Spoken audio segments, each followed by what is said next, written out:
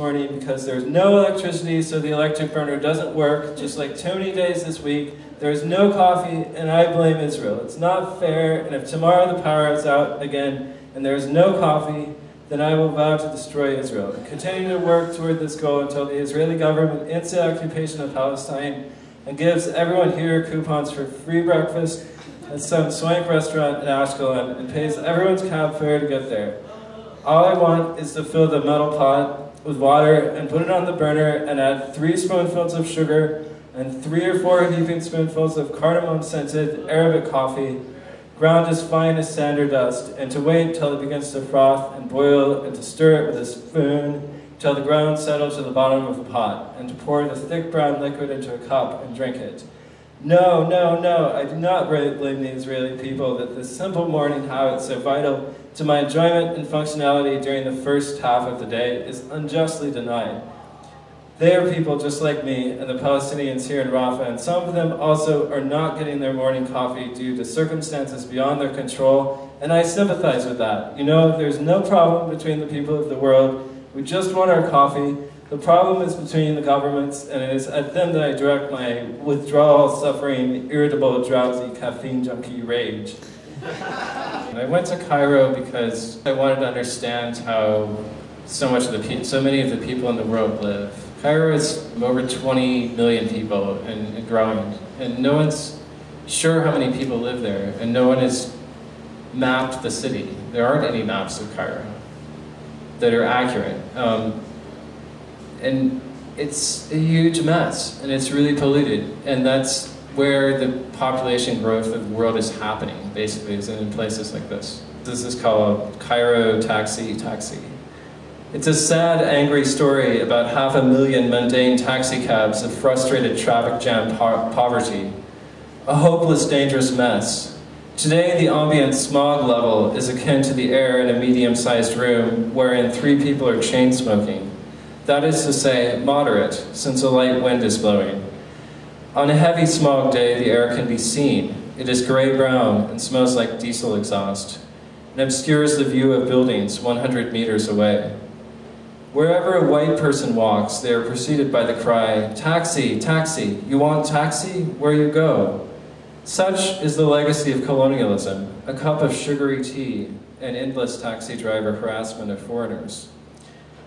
It's a sad, angry story about 500,000 taxi cabs of frustrated traffic jam poverty, a hopeless, dangerous mess that only gets worse, going on and increasing to the soundtrack of endless, irritable horn honking. A one-legged man in a blue galabia gracefully risks everything to cross the street, swinging his body like a pendulum between crutches, while a chaos of automobiles careens by on all sides. Battered fenders, cosmetic body damage, busted head and tail lights, bearing witness to innumerable minor traffic accidents. In South America, and it's called Know Your Soul, fool. Maybe it's the only thing you got to take with you forever. If I had a great story about love or hope or tragedy, I would tell it now. But the truth is, when I walked into the kitchen of the big house on Santo Domingo Street, with a big woman with a dragon fire inside her asked, "How are you?" And I replied, "Solo viviendo," which means more or less only living, or maybe living alone, both of which are true.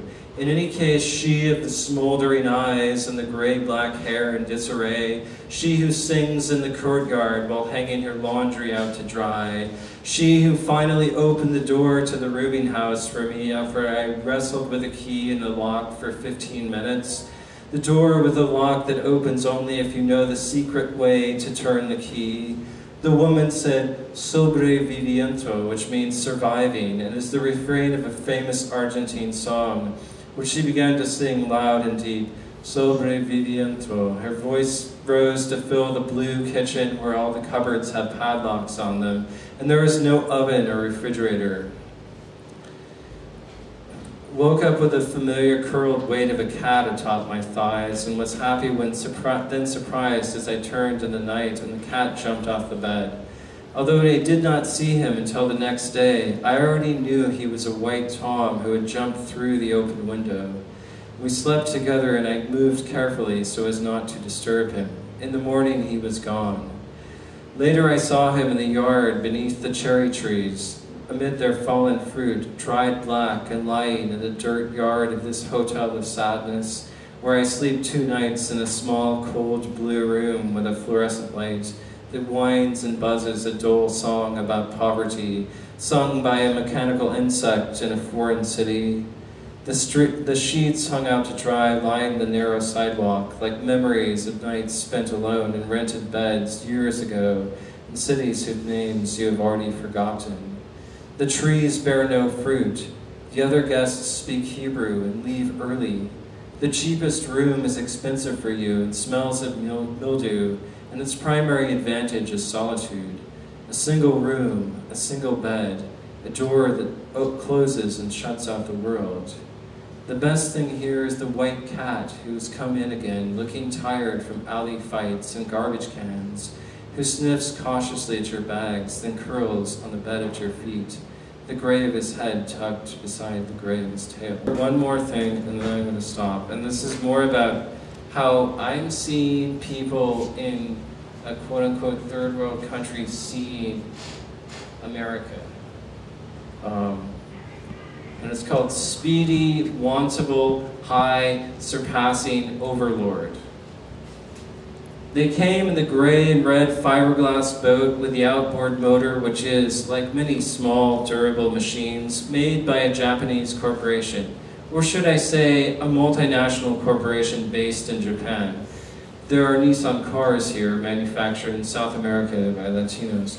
Of course, the hands which build the machines and the bank accounts which accumulate the profit reaped from their sale belong to different people from different socioeconomic classes and often different countries or continents. In any case, Joaquin drove the boat fast through the rain along the shoreline and in a few minutes came into the house of Mariana and Alejandro, all a little wet, Alejandro riding on his dad's shoulders. I turned and pulled my hands from the laundry basin to greet them, exchanging a handshake with Joaquin and a kiss on the cheek with Mariana. The toys in the bag they have brought from town are bright, flimsy plastic things with stick-on decals bearing English words. A race car, a truck, a four-wheeler. The decals can say, speedy, power, racing truck, wantable, high, surpassing, overlord. Clearly, English is not the native language of the designers. The toys are made in China and sold in Chile, but the decals are in English. Presumably, millions of children are playing with toys, the labels of which neither they nor their parents understand. It is not possible to encounter such objects without seeing the long shadow of the United States of America. That land of schmaltz, illusion, consumerism, Hollywood, English, and mythic money trees from whence I came. There are many here who know someone, a Chilean, a cousin, or friend, or what have you, who is living in the States. People go from the south of Chile to the US to work with cows and sheep. One can go to work for 3 years and save some money. When I tell Joaquin that everyone goes to the United States to make money, he agrees. Seldom does anyone travel to the US from Latin America because they want to experience another country or are fascinated by American culture. This is in large part because most could not afford the journey if work did not lie at its end. What do people here or anywhere know about the reality of life in distant lands where they cannot visit? The toy cars and trucks roll across the wood floor. The fire burns in the wood-cooked stove. The United States is an idea described by the movies as far away and impossible to reach as the world inside a television set. Give it up for Will Hewitt. Give it up for the Procession for giving us the space to Media Island and Chris for bringing us out here.